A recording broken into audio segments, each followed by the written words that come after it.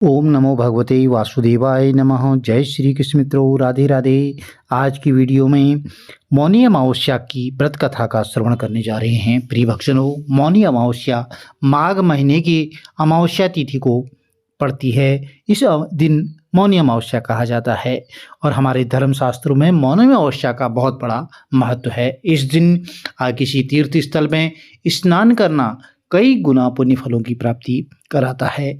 अभी महाकुंभ चल रहा है तो प्रयागराज में स्नान जो है बहुत ही बड़ा पुण्य फल प्रदायी होता है। आप त्रिवेणी संगम में यदि स्नान कर सकती हैं तो वो अति उत्तम होता है।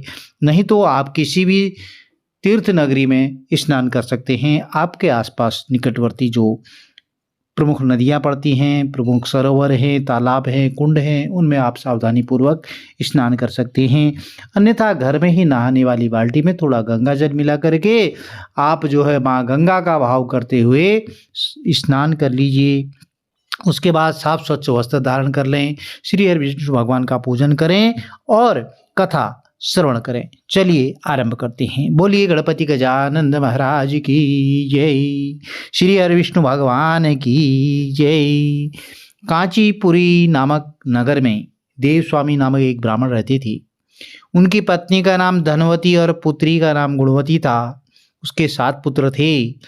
देव स्वामी ने 7 पुत्रों का विवाह करने के पश्चात अपनी पुत्री के विवाह के लिए योग्य वर की तलाशी हेतु अपने बड़े लड़के को बाहर देश भेज दिया।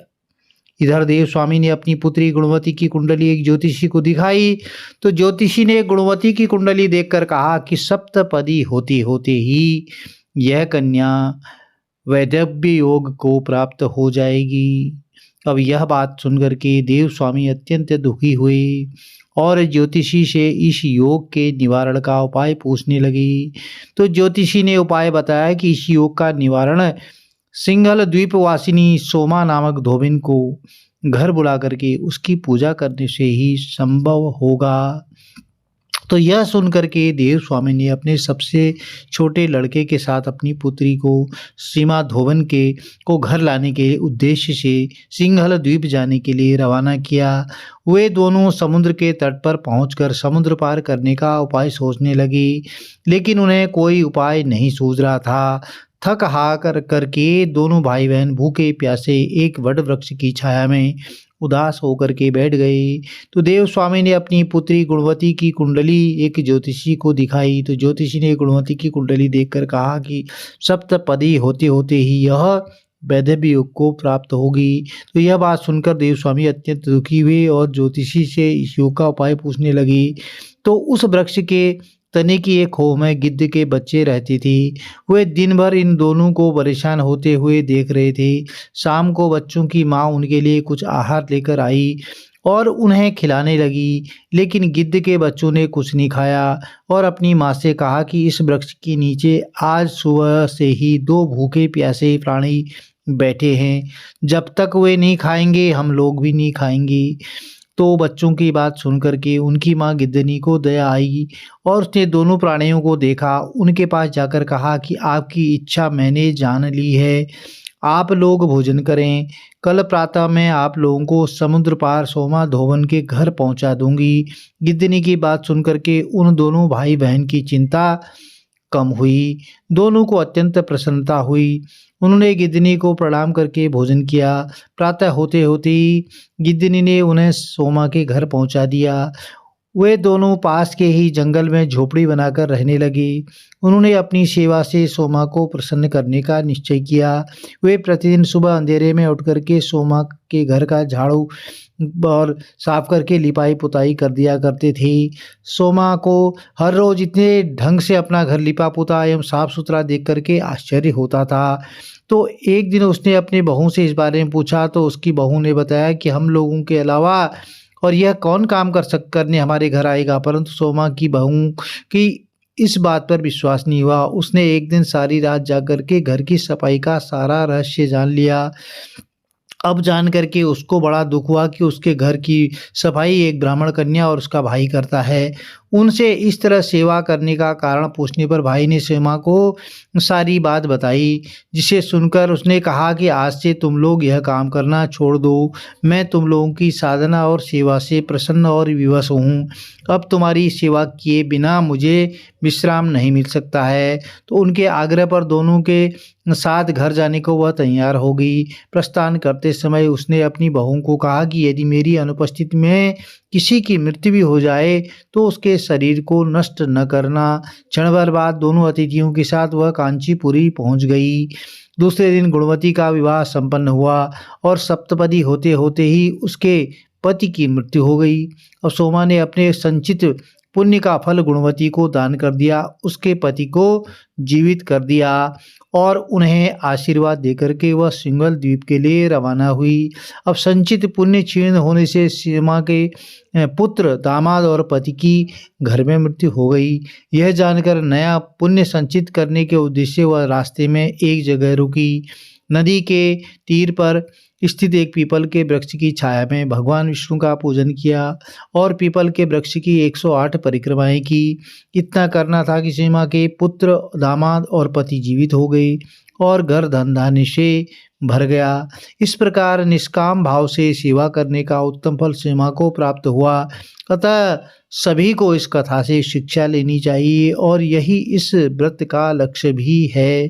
तो प्रिय भक्तजनों, यह सोमवती अमावस्या की व्रत कथा थी। सोमवती अमावस्या के दिन पितरों का श्राद्ध तर्पण भी करना चाहिए। भगवत गीता में 7वें अध्याय के महात्म्य में यह बताया गया है। चलिए आरंभ करते हैं।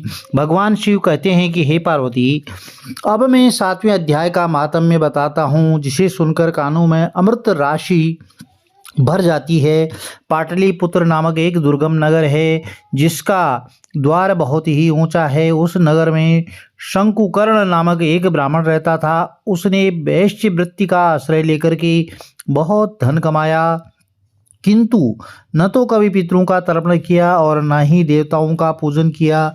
वह धनोपार्जन में तत्पर होकर के राजाओं को ही भोज दिया करता था।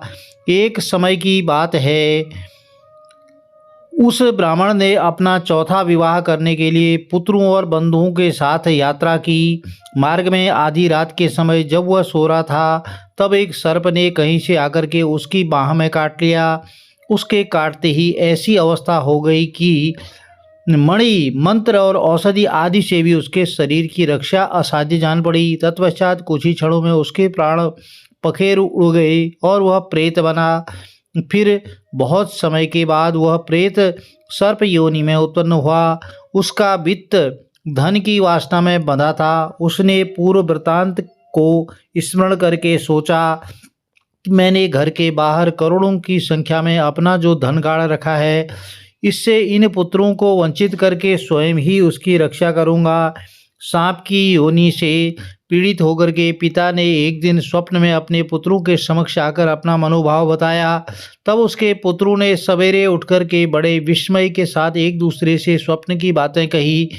उनमें से मझला पुत्र कुदाल हाथ में लिए घर से बाहर निकला और जहां उसके पिता सर्प योनि धारण करके रहते थे, उस स्थान पर गया।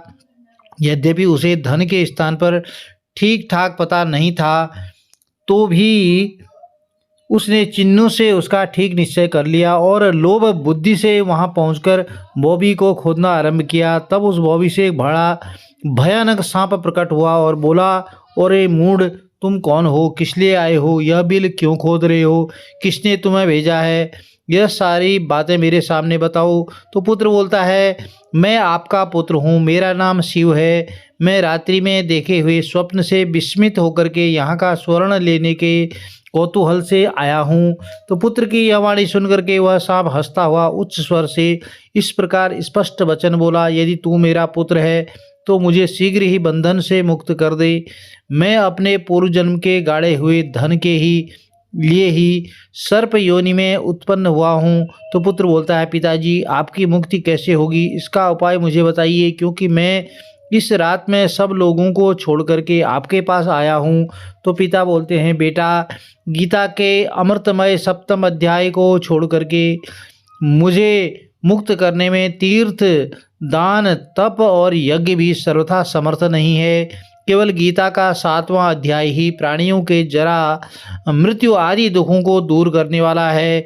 हे पुत्र, मेरे श्राद्ध के दिन गीता के 7वें अध्याय का पाठ करने वाले ब्राह्मण को श्रद्धापूर्वक भोजन कराओ। इससे निस्संदेह मेरी मुक्ति हो जाएगी।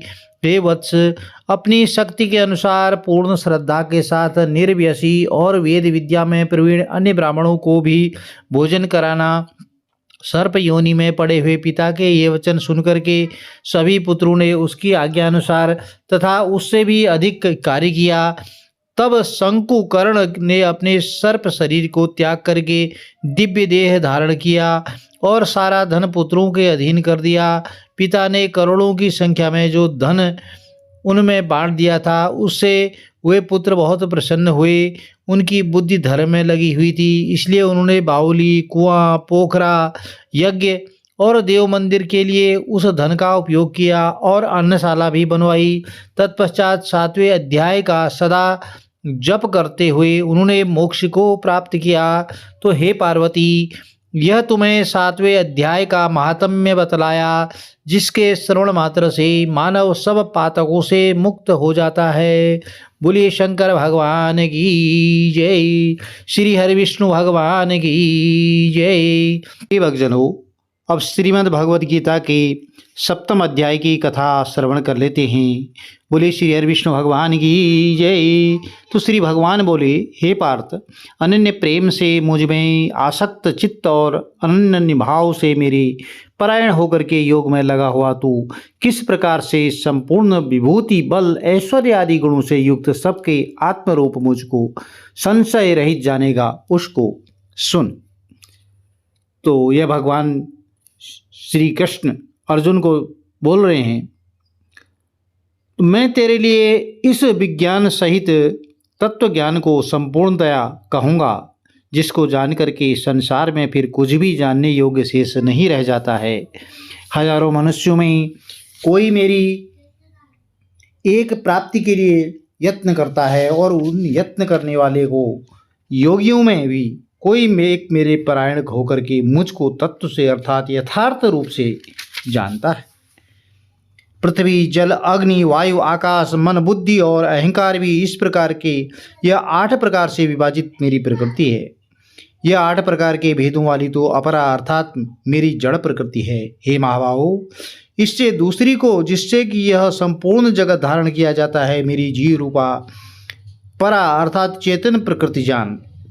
हे अर्जुन, तो ऐसा समझ कि संपूर्ण भूत इन दोनों प्रकृतियों से ही उत्पन्न होने वाले हैं और मैं संपूर्ण जगत का प्रभव और प्रलय हूँ, अर्थात संपूर्ण जगत का मूल कारण हूँ। हे धनंजय, मुझसे भिन्न दूसरा कोई भी परम कारण नहीं है। यह संपूर्ण जगत सूत्र में, सूत्र के मणियों में के सदृश मुझ में गूंथा हुआ है। हे अर्जुन, मैं जल में रस हूँ, चंद्रमा और सूर्य में प्रकाश हूँ, संपूर्ण वेदों में ओमकार हूँ, आकाश में शब्द और पुरुषों में पुरुषत्व हूँ, मैं पृथ्वी में पवित्र हूँ, गंध और अग्नि में तेज हूँ और संपूर्ण भूतों में उनका जीवन हूँ, तपस्वियों में तप हूँ। तो हे अर्जुन, तू संपूर्ण भूतों का सनातन बीज मुझको ही जान। मैं बुद्धिमानों की बुद्धि और तेजस्वियों का तेज हूँ। हे भरत श्रेष्ठ, मैं बलवानों का आसक्ति और कामनाओं से रहित बल अर्थात सामर्थ्य हूँ और सब भूतों में धर्म के अनुकूल अर्थात शास्त्र के अनुकूल काम हूँ। और जो भी सत्व गुण से उत्पन्न होने वाले भाव हैं और जो रजोगुण से तमोगुण से उत्पन्न होने वाले भाव हैं, उन सबको तो मुझसे ही होने वाले हैं ऐसा जान, परंतु वास्तव में उनमें मैं और वे मुझ में नहीं हैं। गुणों के कार्य रूप सात्विक, राजस, तमस, इन तीनों प्रकार के भावों से यह सारा संसार प्राणी समुदाय मोहित हो रहा है। इसलिए इन तीनों गुणों से परे मुझे अविनाशी को नहीं जानता, क्योंकि यह अलौकिक अर्थात अति अद्भुत त्रिगुणमयी मेरी माया बड़ी दुस्तर है। परंतु जो पुरुष केवल मुझको ही निरंतर भजते हैं, वे इस माया को उल्लंघन नहीं कर जाती, अर्थात संसार से तर जाते हैं।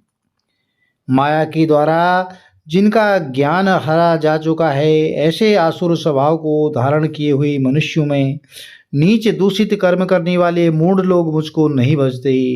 हे भरतवंशियों में श्रेष्ठ अर्जुन, उत्तम कर्म करने वाले अर्थार्थी, आर्त, जिज्ञासु और ज्ञानी, ऐसे 4 प्रकार के भक्तजन मुझको भजते हैं, जिनमें नित्य मुझ में एक ही भाव से स्थित अनन्य प्रेम भक्ति वाला ज्ञानी भक्त अति उत्तम है। क्योंकि मुझको तत्व से जानने वाले ज्ञानी को मैं अत्यंत प्रिय हूँ और वह ज्ञानी मुझे अत्यंत प्रिय है।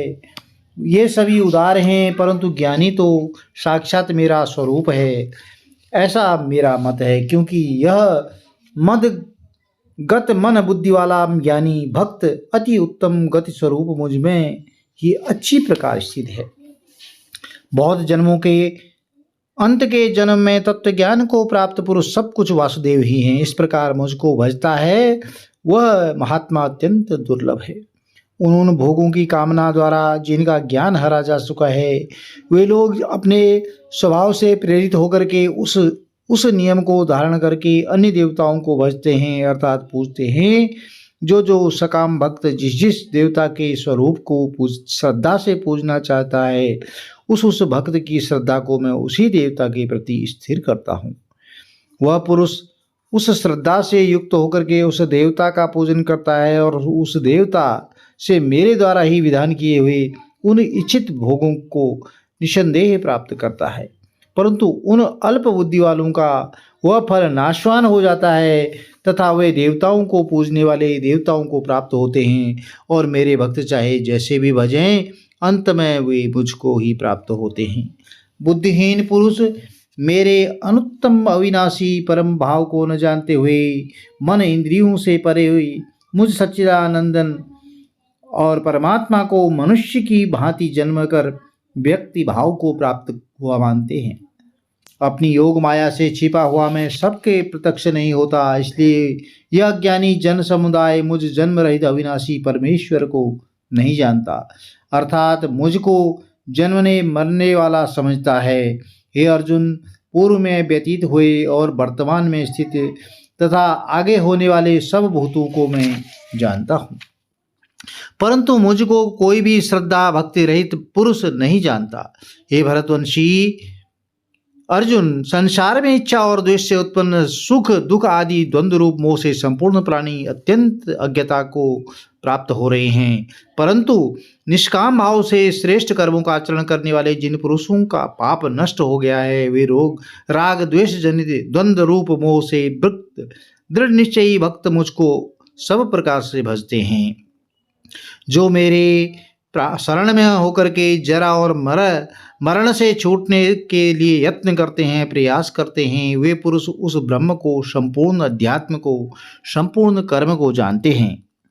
जो पुरुष अधिभूत और अधिदेव के सहित तथा अधियज्ञ के सहित सबका आत्मरूप मुझे अंतकाल में जानते हैं, वे युक्त चित्त वाले पुरुष मुझे जानते हैं, अर्थात मुझ में प्राप्त हो जाते हैं।